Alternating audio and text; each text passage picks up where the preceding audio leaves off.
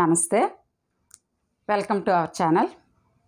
మర్నాథ teacher ఛానల్కి స్వాగతం. ఈరోజు మనం biology 10th biology model paper SCERT model paper 3 చెప్పుకుందామండి. మరి ఇంతకుముందు మనం మోడల్ పేపర్ 1, 2 చెప్పుకున్నాం. ఈరోజు మోడల్ పేపర్ 3 చెప్పుకుందాం. మరి ఈ మోడల్ పేపర్స్ నుంచి చాలా వరకు క్వశ్చన్స్ వస్తున్నాయి కాబట్టి వీటిని చాలా జాగ్రత్తగా ఫాలో అవ్వాల్సిందిగా మనం చేస్తూ ఉన్నాను. మరి మంచి మార్క్స్ స్కోర్ చేయాలి 10th విద్యార్థులందరూ బయాలజీలో అన్నిట్లోనూ. కాకపోతే మరి మా సబ్జెక్ట్ కాబట్టి ఎస్పెషల్గా చెప్తున్నాం. అదేవిధంగా స్లో లెర్నర్స్, ఇంకా వెనకబడిన విద్యార్థులు, ఇంకా ఎవరైనా కొంచెం బయాలజీలో వెనకబడి ఉన్నవాళ్ళు ఉంటే మన వీడియోస్ ఒక 20 వీడియోస్ ఉంటాయండి బయాలజీ మొత్తం. ఇది 16th వీడియో, ఈరోజు 16వ వీడియో ఇది. మరి ఈ వీడియోలు చూసి మీరు తప్పనిసరిగా మరొకసారి పునశ్చరణ రివిజన్ చేసుకోవాల్సిందిగా కోరుతున్నాను. మరి ఏమైనా ఒకవేళ డౌట్ ఉంటే కామెంట్ సెక్షన్లో తెలియచేయండి. అదేవిధంగా మరి డయాగ్రామ్స్ కూడా ఉన్నాయి, డయాగ్రామ్స్ ప్రాక్టీస్ చేయండి. మరి త్వరలో ఉన్నటువంటి మన బయాలజీ ఎగ్జామ్కి బాగా ప్రిపేర్ అవుతారని ఆశిస్తూ, అలాగే మరి నిన్న మనం SCERT మోడల్ పేపర్ 2 చెప్పుకున్నాం. ఈరోజు మోడల్ పేపర్ 3 చెప్పుకుందాం. దీంతో మనకి SCERT మోడల్ పేపర్స్ ఈరోజుతో అయిపోతాయి. 3 పేపర్స్ చెప్పినట్టే.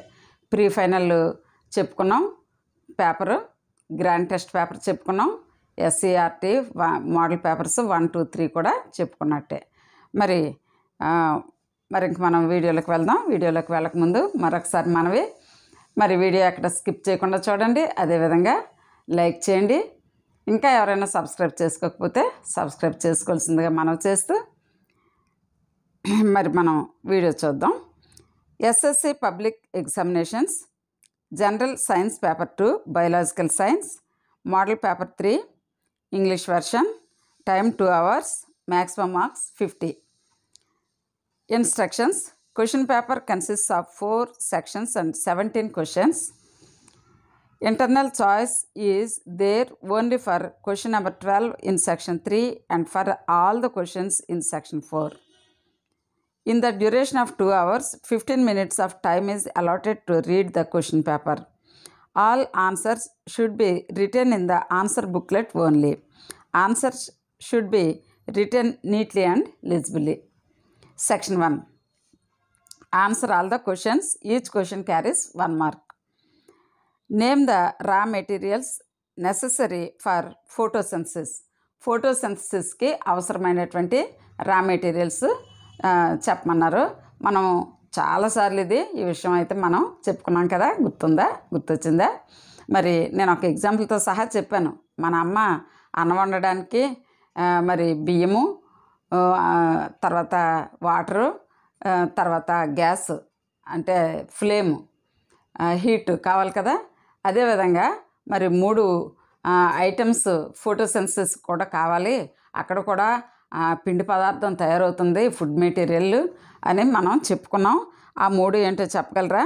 Carbon dioxide, water and sunlight. Carbon dioxide, water and sunlight. ఈ మూడిటితో క్లోరోఫిల్ ఏం చేస్తుందంటే ఫోటోసింథసిస్ చేస్తుంది. ఆకుల్లో ఉన్న chlorophyll. Raw materials for photosynthesis are carbon dioxide, water and sunlight.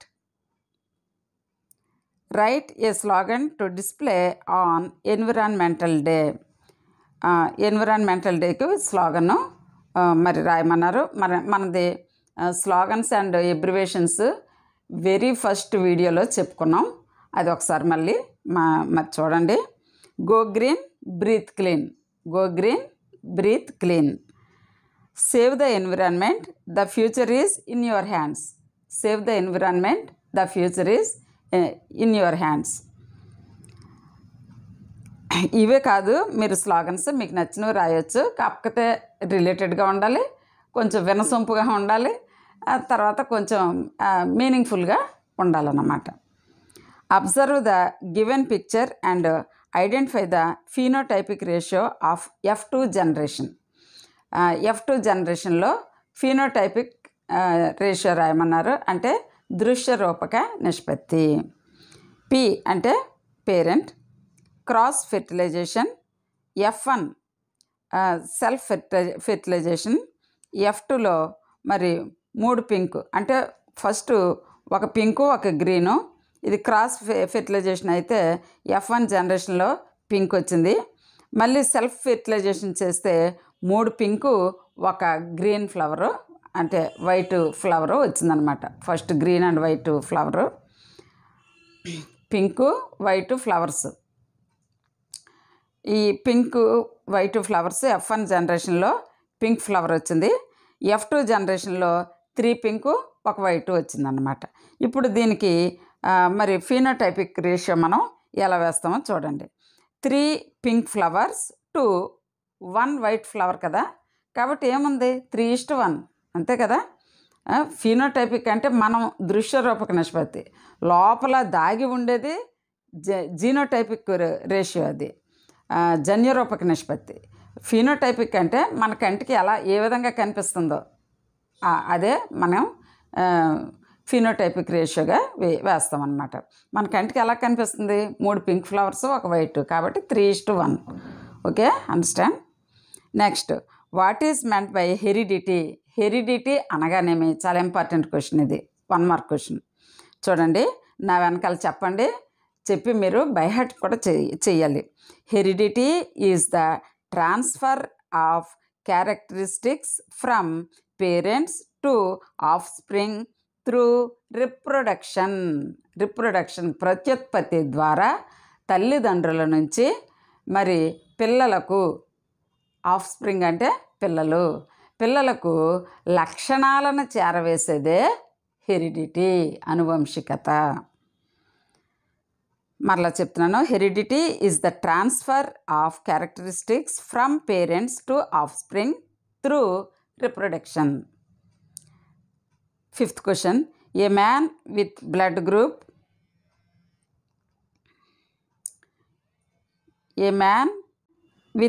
Group A marries A women with blood group oh. Story అర్థం చేసుకోవాలి మనం. ఏ blood group ఉన్న వ్యక్తి ఓ బ్లడ్ గ్రూప్ ఉన్న అమ్మాయినే మ్యారేజ్ చేసుకున్నాడు. And their daughter has blood group O. అమ్మాయికి వాళ్ళకి ఒక పాప పుట్టింది, ఆ అమ్మాయి blood group O. Is this information enough to tell which trait is dominant? ఈ ఇన్ఫర్మేషన్ సరిపోద్దా? మరి ఏ ట్రైట్ డామినెంట్ ట్రైట్ అయిందో అని అడుగుతున్నాడు అనమాట. No, the information is not enough to say A or O is dominant. అర్థమైంది కదా. 6th one, what will happen if the pancreas does not secrete insulin? మనకి క్లోమము ఉంటుంది, క్లోమ గ్రంథి. ఆ క్లోమము ఇన్సులిన్ని సెక్రెట్ చేస్తుంది. అది ఒకవేళ ఇన్సులిన్ క్లోమము సెక్రెట్ చేయకపోతే, ప్యాంక్రియాస్ ఇన్సులిన్ అనేది స్రవించకపోతే ఏమవుతుంది?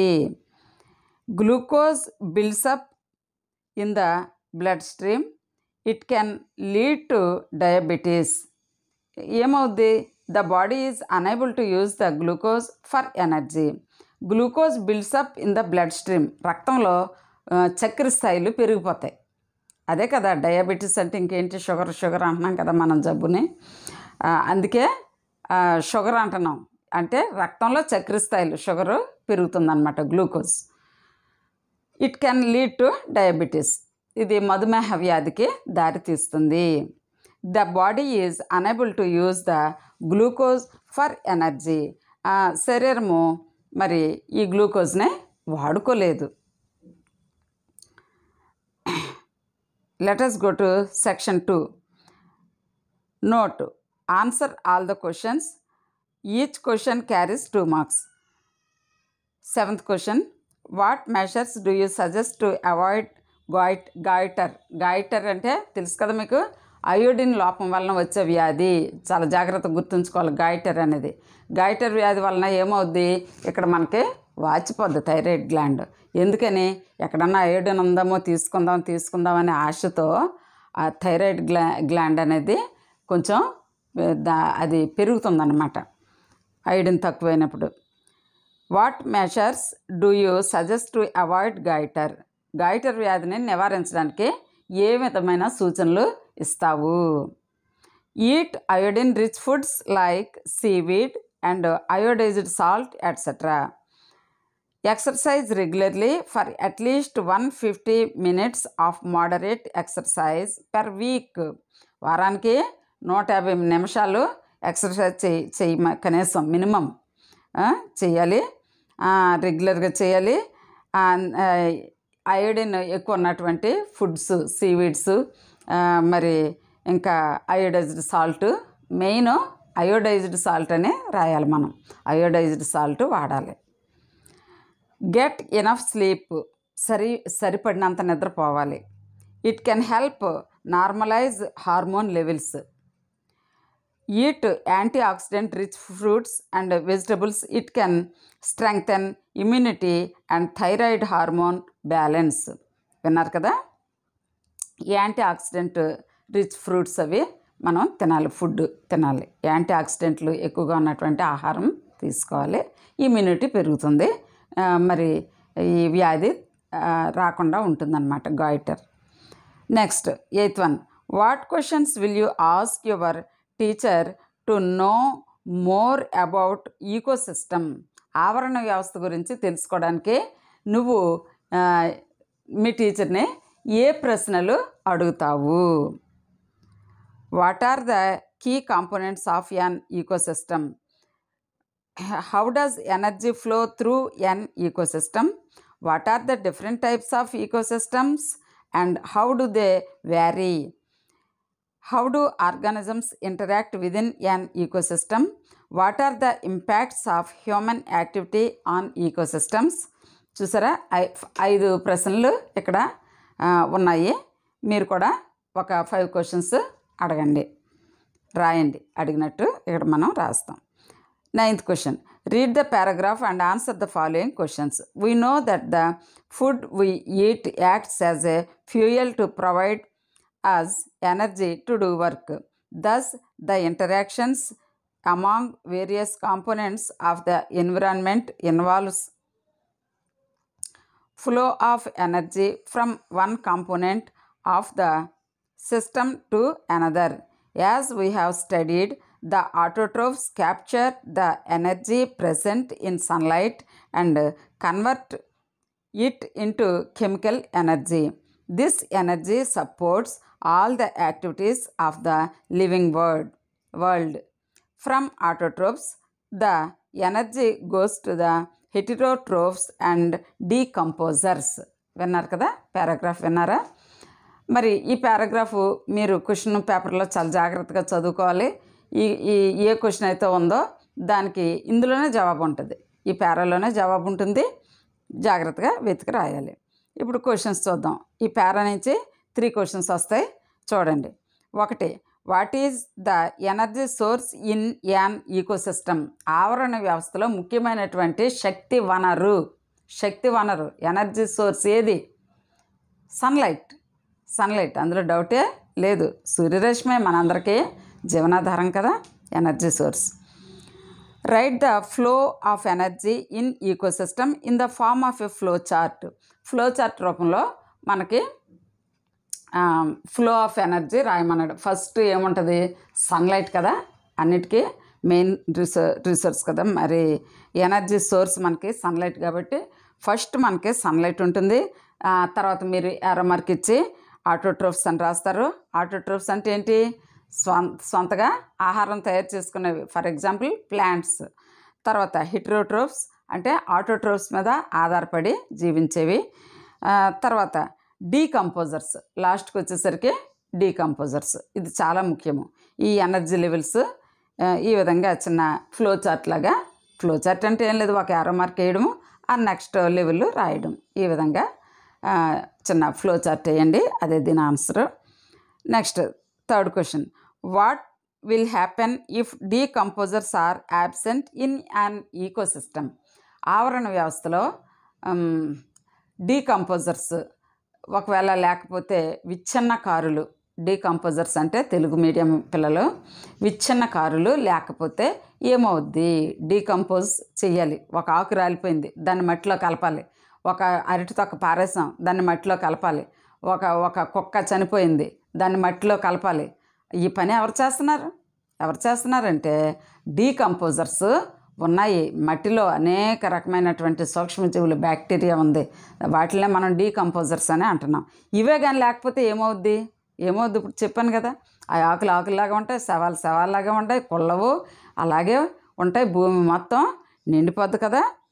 మరి అదే ఇక్కడ చూడండి ఏమని రాస్తున్నాడు. The break down of the complex organic substances into simple substances will not take place and natural replenishment of the soil will not take place. ఈ విధంగా డీకంపోజ్ చేయడం వలన ఈ కుళ్ళిన పదార్థాలని ఈ విధంగా నేలలో కలపడం వలన సూక్ష్మజీవులు నేల సారవంతమవుతుంది. మీరు 8th క్లాస్లో అనుకుంటా మీరు చదివారు హ్యూమస్ అని, HUMUS, హ్యూమస్. నేల పై పొర, సారవంతమైన పొరనే హ్యూమస్ అంటాం. ఇది మొక్కలకు చాలా అవసరం, చాలా మంచి ఎరువు. ప్లాంట్స్ బాగా గ్రోత్ అవడానికి ఇది ఎంతో హ్యూమస్ చాలా అవసరం. మరి ఈ హ్యూమస్ ఎలా తయారవుతుంది? ఈ డీకంపోజర్స్ వల్లే కదా. కాబట్టి మరలా పునర్జీవనం, ఒక నేలకి పునర్జీవనం, రీప్లెనిష్మెంట్ అన్నాడు. మరలా తిరిగి అవిది కొంచెం శక్తివంతం అవ్వాలంటే మరి ఈ సాయిల్, ఈ డీకంపోజర్స్ ఉండి వీటిలన్నిటిని మరి డీకంపోజ్ చేయాలన్నమాట. Section 3, answer all the questions. Each question carries 4 marks. Right the differences between autotrophic and heterotrophic nutrition. ఇది చాలా ఇంపార్టెంట్ మనకి. చాలాసార్లు ఇప్పటికి ఈ క్వశ్చన్ని నేను చాలాసార్లు రివైజ్ చేశాను. మీకు గుర్తుందో లేదో. ఆటోట్రోఫిక్ న్యూట్రిషన్ ఫుడ్ సోర్స్ ముందు మనం ఫీచర్ అని రాస్తాం. ఈ విధంగా చిన్న టేబుల్ గీసుకుంటాం. ఫీచర్, ఆటోట్రోఫ్స్, హెటరోట్రోఫ్స్ అని చిన్న టేబుల్ గీసుకొని మరి 2 లైన్లు కొట్టుకుంటే 3 బాక్సులు వస్తాయి కదా. అప్పుడు ఫస్ట్ బాక్స్లో ఫీచర్ ఉంటుంది, నెక్స్ట్ బాక్స్లో ఆటోట్రోఫ్స్ అని ఉంటుంది, తర్వాత బాక్స్లో హెటరోట్రోఫ్స్ అని ఉంటుంది. ఆ విధంగా డిఫరెన్సెస్ ఎప్పుడు కూడా మీరు టేబుల్లోనే రాయాలి. ఓకేనా? డిఫరెన్సెస్ ఎప్పుడు కూడా టేబుల్లోనే రాయాలి, క్లియర్గా రాయాలి. ఇది ఈ పాయింట్ ఎక్కడ వచ్చిందో అదే అలాగే స్ట్రైట్ లైన్లో రావాలి. ఒకవేళ దీనికి 2 లైన్ వచ్చిందనుకో, అప్పుడు మళ్ళీ ఇది నెక్స్ట్ పాయింట్కి ఈ గ్యాప్ వదిలేసి మళ్ళీ ఇదంతా కూడా స్ట్రైట్ లైన్లో, ఒక పాయింట్ అంతా ఒక స్ట్రైట్ లైన్లో రావాలి. గుర్తుంచుకోండి. Food source, organisms produce their own food autotrophic న్యూట్రిషన్లో. హెటరోట్రోఫిక్ న్యూట్రిషన్లో organisms obtain food from other organisms.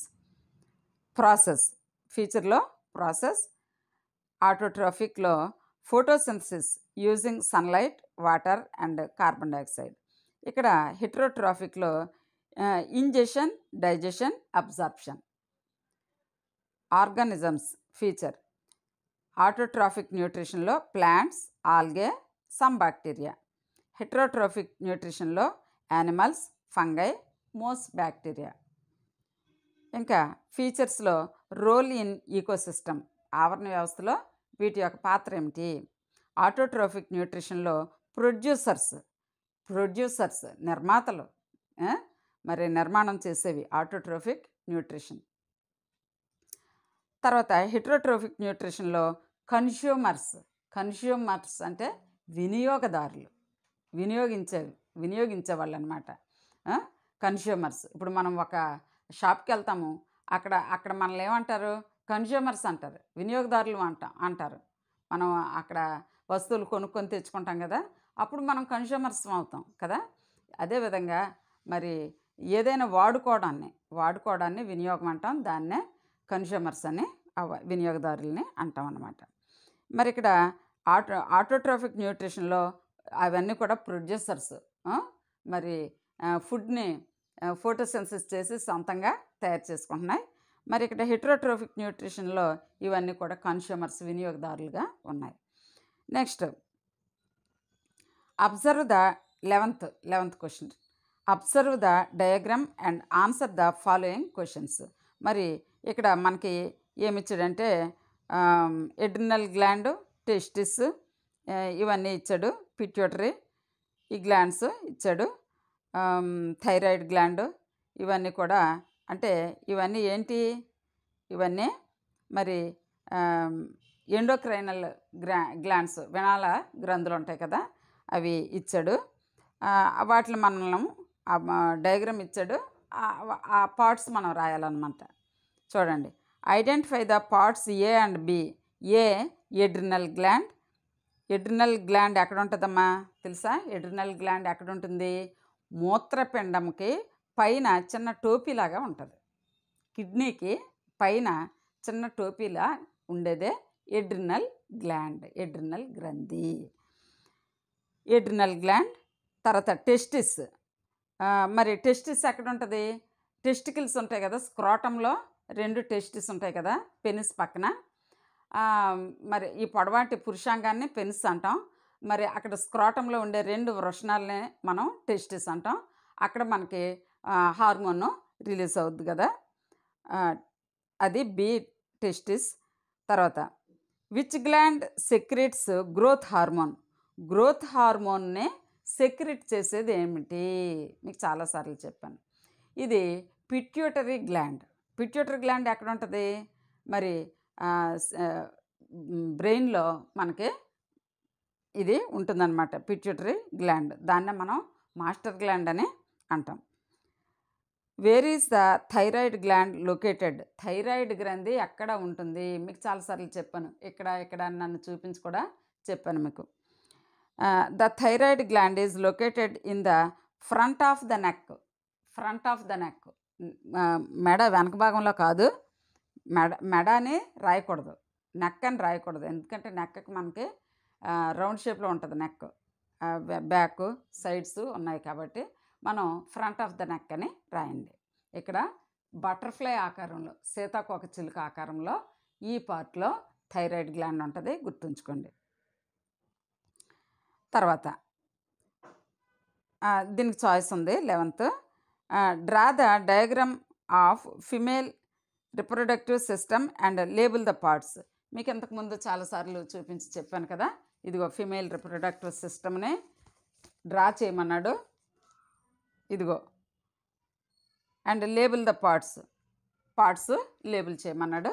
చూడండి ఒకసారి చెప్తాను. Human female reproductive system. స్త్రీ బీజవాహిక లేదా ఫెలోపియన్ నాళం, అంటే దీన్ని oviduct or fallopian tube. Oviduct or fallopian tube.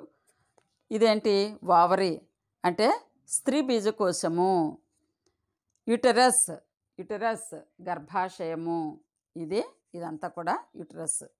ఇది వావరీ, ఇది ఫెలోపియన్ ట్యూబ్. ఇది సెర్విక్స్. దీన్ని గర్భాశయ ముఖద్వారము అంటాం. గర్భాశయ ముఖద్వారము. చూడండి, జాగ్రత్తగా అబ్జర్వ్ చేయండి. సర్విక్స్ తర్వాత ఏముంది? వెజైనా ఉంది. ఇది మీరు గీయడం నేర్చుకోవాలి, చాలా ఇంపార్టెంట్ డయాగ్రామ్ ఇది. గీయటం నేర్చుకోవాలి, పార్ట్స్ జాగ్రత్తగా లేబుల్ చేయడం కూడా నేర్చుకోవాలి. తర్వాత చూడండి, right slogans to aware people about organ donation. Slogans రాయాలి. దేనికి? అవయవదానం ఎప్పుడు చేస్తాం? బ్రతికొండగా చేయం కదా, చనిపోయిన తర్వాత కళ్ళు ఇవన్నీ కూడా. అయితే బ్రతికొండగానే దీనికి సైన్ చేసి మనం ఇవ్వాలి. మనం నేర్చుకున్నాం కదా మన సబ్జెక్ట్లో, 10th మనం లెసన్లో చెప్పుకున్నాము. అయితే ఇది మనం స్లోగన్స్ రాయాలి దీనికి మార్క్స్ కాబట్టి. మనకి ఇక్కడ 8 స్లోగన్స్ ఇచ్చారు, 8 స్లోగన్స్. జాగ్రత్తగా గమనించండి. Give life, donate life. First one is give life, donate life. Second one is one life lost, many lives saved. One life lost, many lives saved. 3 your gift of life, their second chance. Your gift of life, their second chance. 4. Donate organs, share hope. Donate organs, share hope. 5. Life ends, giving continues. Life ends, giving continues. 7. 6. Be a hero, donate your organs. Be a hero, donate your organs. 7. Donate life, it is the greatest gift. Donate life, it is the greatest gift. 8th one, a small act, a lifelong impact. A small act, a lifelong impact. ఇది organ donation slogans ఇవి నేర్చుకోవాలి మీరు. 13. What are the problems created by ozone depletion in an ecosystem. It is very very very very important. ఎందుకంటే ప్రతి ఈ ఇంచుమించు every question పేపర్లో కూడా ఇది ఉంటుంది. ఓజోన్ డిప్లిషన్కి మరి ఇది ప్రాబ్లమ్స్ కానీ లేకపోతే సొల్యూషన్స్ కానీ ఏదో ఒకటి ఇస్తుంటాడు. ఇక్కడ ఈరోజు ఏమి ఇచ్చాడంటే what are the problems created by ozone depletion in an ecosystem. ఆవరణ వ్యవస్థలో మరి ఓజోన్ క్షీణించిపోవడం వలన వచ్చే సమస్యలు ఏమిటి? ఇంక్రీజ్డ్ యూవీ రేడియేషన్, యూవీ ధార్మికత రేడియేషన్ ఎక్కువైపోతుంది. కాజెస్ స్కిన్ క్యాన్సర్, చర్మ క్యాన్సర్ వస్తుంది దీనివల్ల. యూవీ రేడియేషన్ ఎక్కువ అవుతే ఏమవుద్ది? స్కిన్ క్యాన్సర్స్ వస్తాయి. Increased UV radiation causes skin cancer. 3. Causes eye damage, vision impairment and blindness. Weakened the immune system, రోగనిరోధక శక్తి తగ్గిపోద్ది. Disrupt food chains and reduce biodiversity. మరి ఫుడ్ చైన్స్కి ఆహార గొలుసు అంతరాయం జరుగుతుంది, ఆహార గొలుసుకు అంతరాయం ఏర్పడుతుంది. తర్వాత రెడ్యూస్ బయోడైవర్సిటీ, జీవ వైవిధ్యం కూడా తగ్గిపోతుంది. Reduce phyto plankton populations impacting the entire marine ecosystem. మరి ఈ మెరైన్ సిస్టమ్, మెరైన్ అనగానే మనము సముద్రం గుర్తు రావాలి మనకి. మెరైన్ అనగానే సముద్రం గుర్తు రావాలి. ఆ సముద్రంలో ఉండే ఆ ఈకో సిస్టమ్ అంతా కూడా దెబ్బతింటుంది అన్నమాట. ఆవరణ వ్యవస్థ దెబ్బతింటుంది. Many damage crops leading to lower yields and reduced agricultural productivity. మరి ఆహార ఉత్పత్తి కూడా తగ్గిపోద్ది, వ్యవసాయ పంటలో ఉత్పత్తి తగ్గిపోతుందన్నమాట. డ్యామేజ్ క్రాప్స్, పంట నష్టపోతాం. తర్వాత ఈల్డింగ్ అనేది దిగుబడి, ఈల్డింగ్ అంటే దిగుబడులు, పంట దిగుబడి తగ్గిపోతుంది. తర్వాత రెడ్యూస్డ్ అగ్రికల్చరల్ ప్రొడక్టివిటీ, మరి వ్యవసాయ సంబంధితమైనటువంటి ఈ ప్రొడక్టివిటీ అంతా కూడా తగ్గిపోద్ది, ఉత్పత్తులన్నీ తగ్గిపోతాయి. Many materials such as plastics and certain building materials degrade faster. ఇవన్నీ కూడా బాగా డీగ్రేడ్ అయిపోతాయి materials. Observe the flow chart and answer. 14th question ఇది. Observe the flow chart and answer. ఇక్కడ ఏమిచ్చాడంటే glucose in cytoplasm, pyruvate 3 carbon molecule plus energy, lack of oxygen, absence of oxygen, presence of oxygen అని ఇచ్చాడు. అయితే ఇది ethanol plus CO2 plus energy, lactic acid plus energy, CO2 plus water plus energy. ఇది వాడి ఇచ్చింది. కింద questions ఏంటో చూద్దాం. In which organelles does pyruvate break down into carbon dioxide and water? Mitochondria. Answer mitochondria. Where does glucose break down into pyruvate? దీని answer in cytoplasm, కణద్రవ్యం.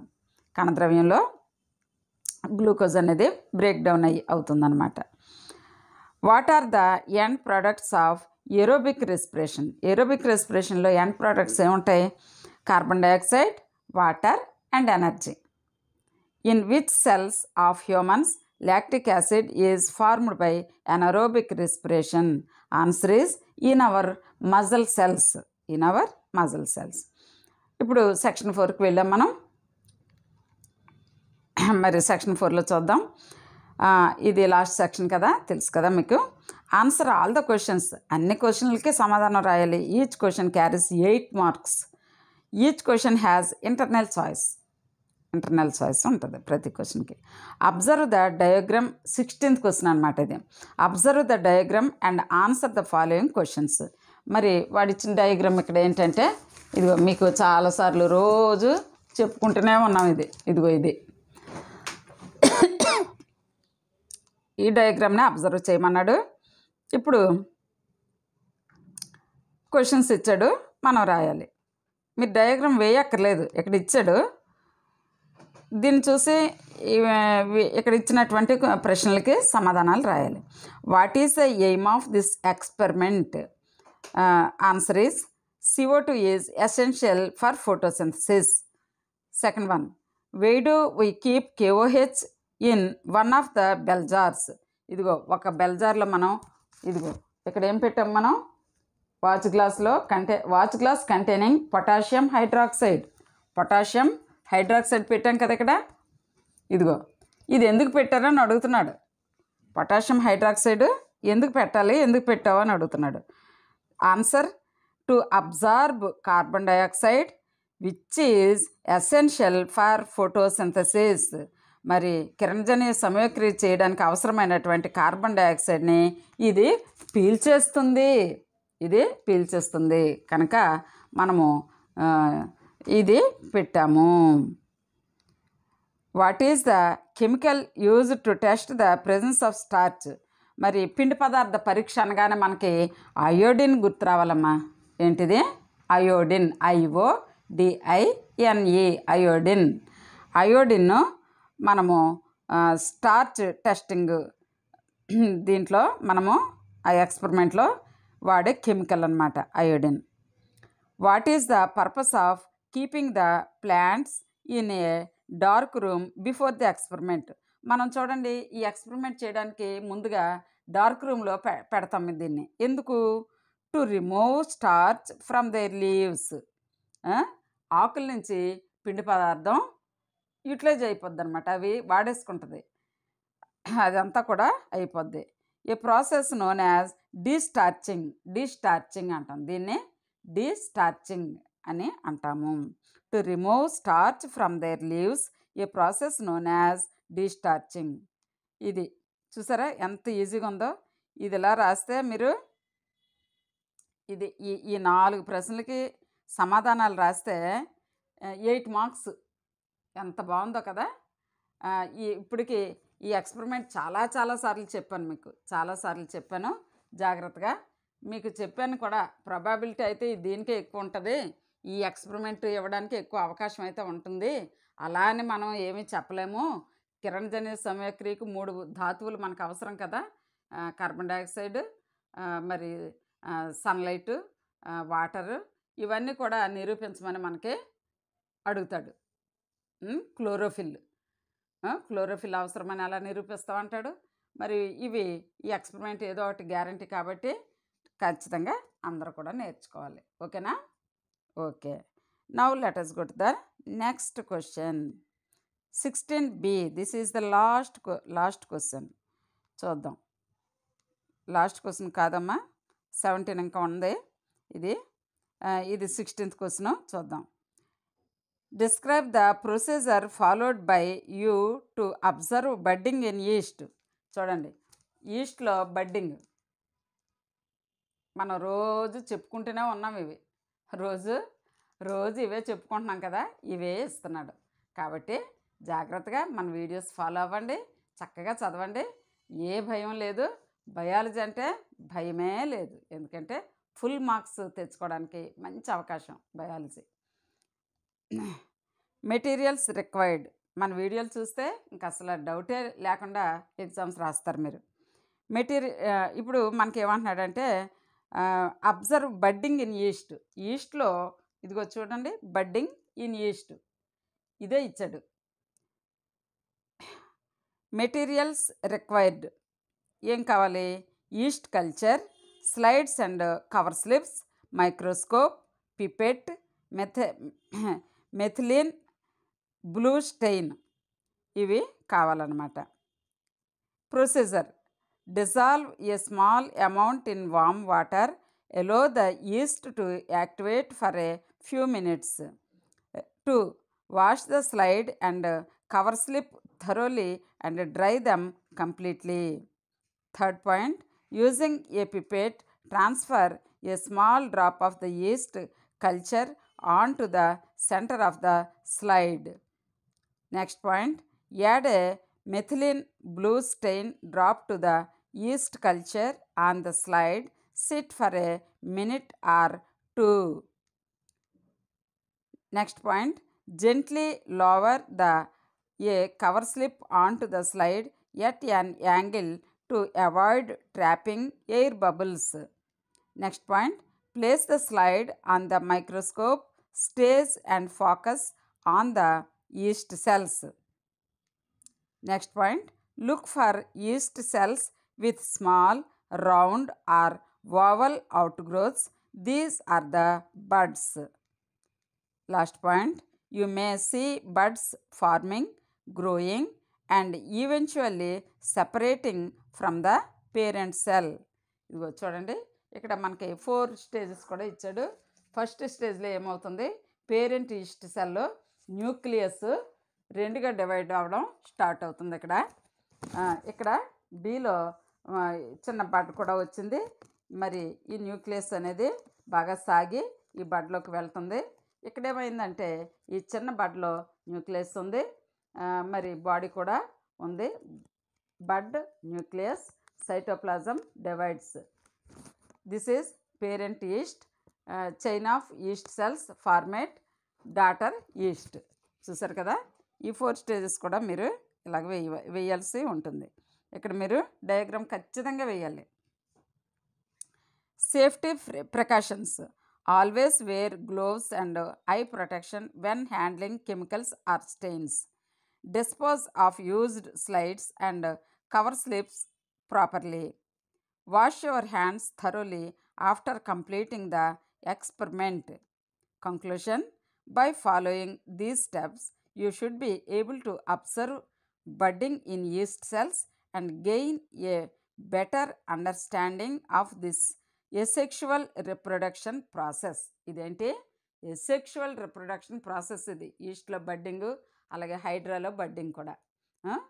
మరి ఇది ఇచ్చినప్పుడు ఈ ఎక్స్పెరిమెంట్ రాయాలి, అలాగే మరి ఈ డయాగ్రామ్ కూడా ఖచ్చితంగా గీయవలసి ఉంటుందన్నమాట. ఓకేనా? మరి 17th క్వశ్చన్కి మనం వెళ్దాం. 17th క్వశ్చన్ చదువుతున్నాను చూడండి. How does phototropism occur in plants?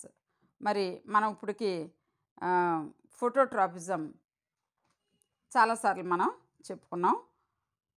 Phototropism మనము ఇప్పుడు వరకు చాలాసార్లు మరి మీకు చెప్పాను. కాంతి అనువర్తనం అనేది మీకు చెప్పడం జరిగింది.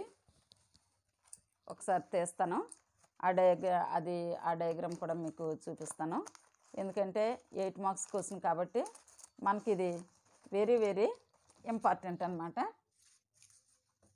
మరి ఇది నేను దాస్తూ ఉన్నాను వీటిని జాగ్రత్తగా మీకు చూపించడం కొరకు.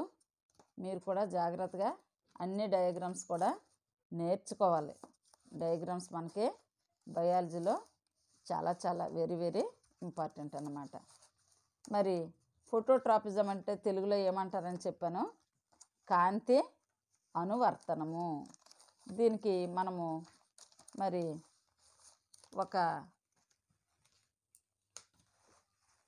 ఇది మనము తీసుకున్నాం. అది ఎక్కడ పెట్టాను మరి?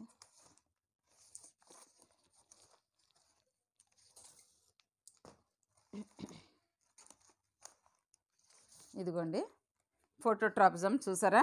ఇదిగో ఇది మీకు చూపిద్దామని వెతికాను. How does phototropism occur in plants?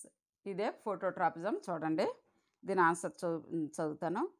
Phototropism in plants occurs when they grow or bend in response to light. This directional growth is controlled by plant hormones called auxins. చెప్పాను మీకు, ఎప్పుడైనా ఫోటోట్రాపిజం అనగానే మనకు ప్లాంట్ హార్మోను ఏంటి గుర్తు రావాలి? Auxins అని గుర్తు రావాలని చెప్పాను. Which regulate cell elongation. Here is how the process works. First, steps in phototropism. Steps, ఫోటోట్రాపిజంలో స్టెప్స్ ఇచ్చాడు ఇక్కడ, అబ్జర్వ్ చేయండి, వినండి. Special cells in the plant shoot tips detect light. These are called photoreceptors. Second point, when light is stronger on one side of the plant, auxins move to the shaded side of the plant stem. Next point, on the shaded side of the stem, the concentration of auxins is higher. Auxins stimulate cells and allowing the plant to grow faster on the shaded side. The differential growth causes the plant to bend towards the light source. మరి ఇక్కడ చూడండి, ఫోటోట్రాపిజంలో మనకి plant, pot, table, sunlight, sun, window, మరి ఇది table, ఈ విధంగా parts మీరు రాయండి. ఇక్కడ మీరు ఏం రాస్తారంటే ప్లాంట్ షోయింగ్ ఫోటోట్రాపిజం అని రాయండి. ప్లాంట్ షోయింగ్ ఫోటోట్రాపిజం అని రాస్తారు. Types of phototropism. Positive phototropism, negative phototropism. ఫోటోట్రాపిజంలో రెండు టైప్స్ ఉన్నాయి, రెండు రకాలు ఉన్నాయి. ఒకటి పాజిటివ్, రెండోది నెగిటివ్. పాజిటివ్ ఫోటోట్రాపిజం అంటే ఏంటి? Growth towards light, commonly seen in plant shoots. మొక్క కాండంలో జరిగేది పాజిటివ్ ఫోటోట్రాపిజం. మరి వేర్లలో జరిగేది నెగిటివ్ ఫోటోట్రాపిజం. గుర్తుంచుకోండి, వేర్లు ఏం చేస్తాయి? మరి కాంతికి వ్యతిరేక దిశలో పెరుగుతాయి. కాండము కాంతికి అనుకూల దశలో కాంతి వైపే పెరుగుతుంది. దీన్ని పాజిటివ్ ఫోటోట్రాపిజం అన్నాము.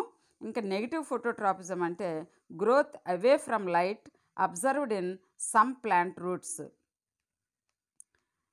Conclusion, this mechanism helps plants optimize their exposure to sunlight, efficient photosynthesis and growth. ఇంతటితో మనకి 16th క్వశ్చన్ అయిపోయింది. ఇప్పుడు 17th బిలోకి వచ్చాం. 16th కాదు, 17A మనము ఫోటోట్రాపిజము. ఇప్పుడు 17B. How does Mendel explain the dominant and recessive traits with experiment?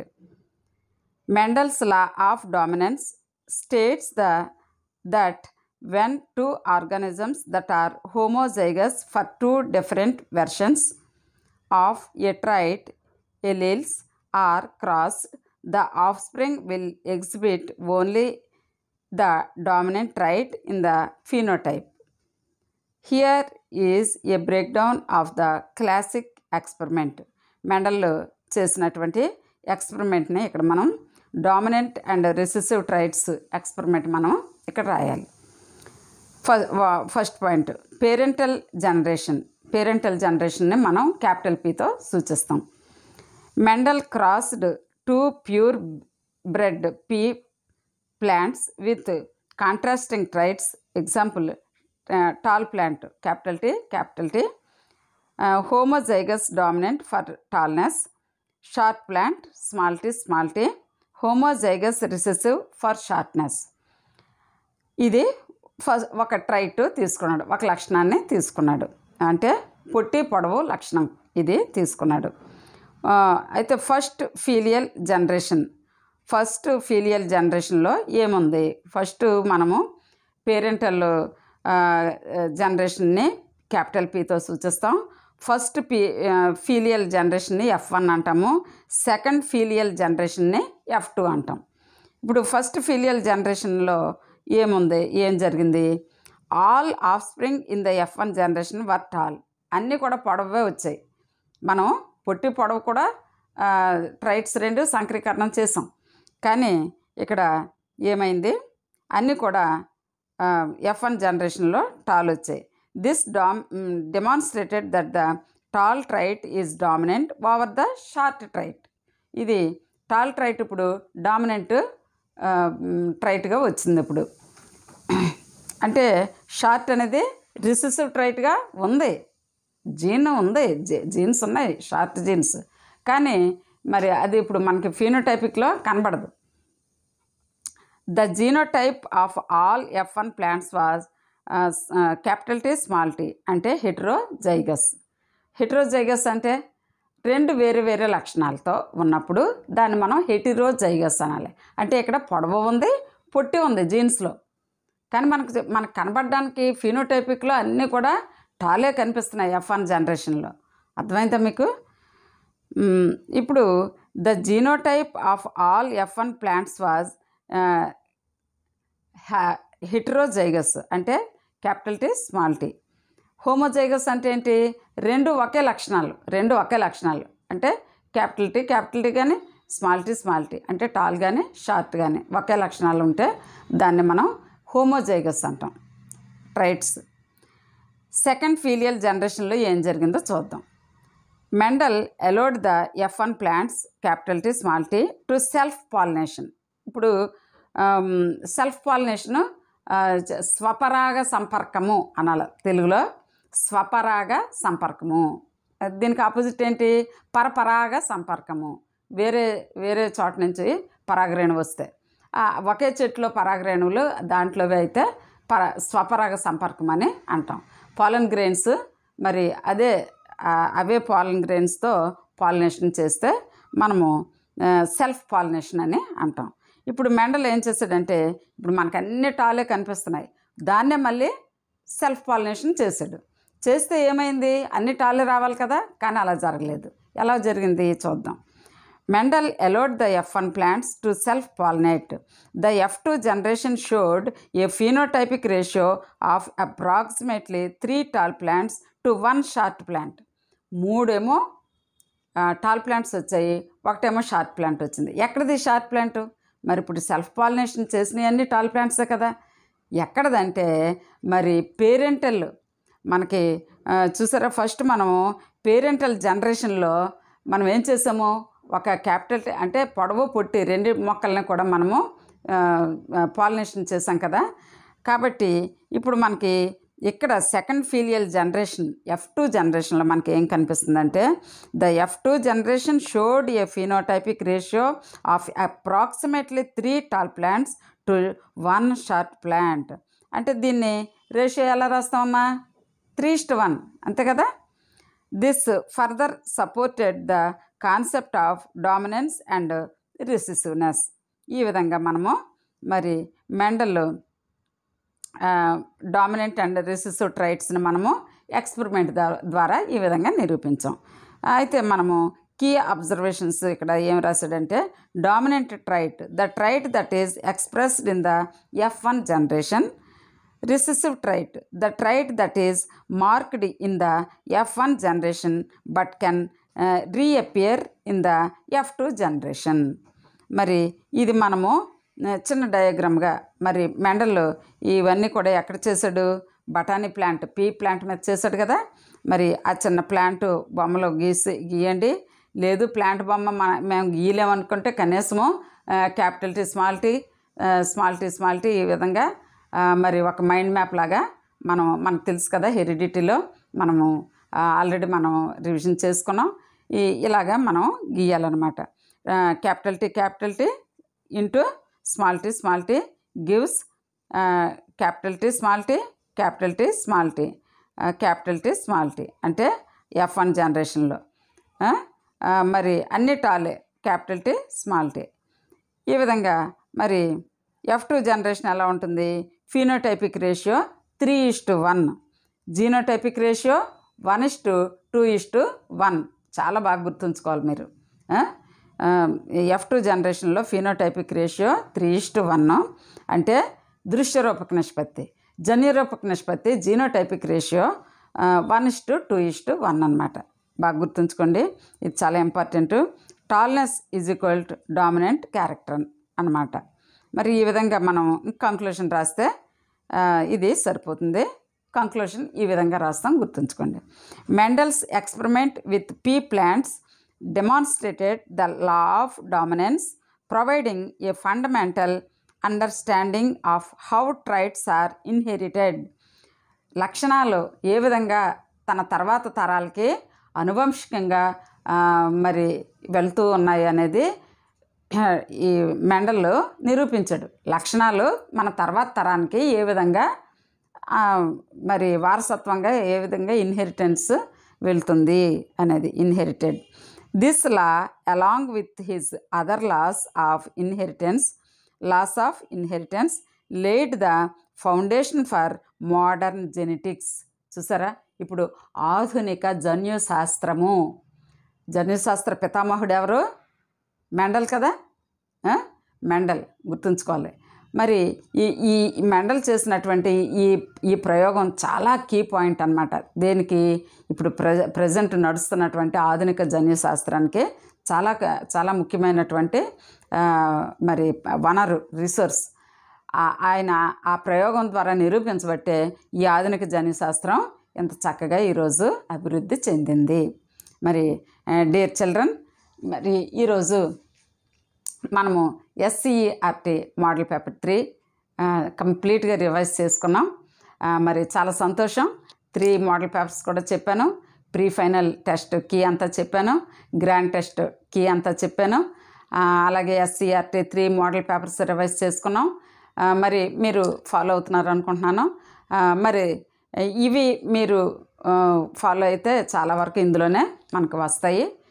కాబట్టి మనము రేపటి వీడియోలో asexual reproduction complete with diagrams మీకు ఎక్స్ప్లెయిన్ చేయాలనుకుంటున్నాను. అది ఎక్కువగా షార్ట్ ఆన్సర్స్, 8 మార్క్స్ కూడా రావచ్చు.